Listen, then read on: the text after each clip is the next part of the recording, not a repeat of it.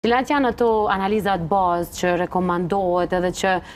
lufton ti që me hy në sistem që çdo ginekolog me i kërku që një shtatzani me shku mbar? Atëherë, si ciku edhe doktoresha, me gjënë i përket fushës dhe ndjek monitoron gjithë shtatzanin, gjithë trimestrat e shtatzanis, të klasifikojmë pak sepse normalisht që duhet të monitorohen të gjitha sistemet. Për vetë faktin që një grua shtatzën, do me thënë që nga momenti i parë, kur bëhet një screen test ose testi tjetër që konfirmon shtatzanin dhe që përveç qesës gestative që e ka pa në eko ginekologu, atëherë testi i parë që kërkohet në laborator është beta-HCG-a.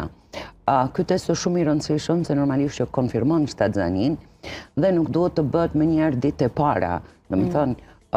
ajo koha ideale është pas javës së 5, kur veç femra nuk ka cikël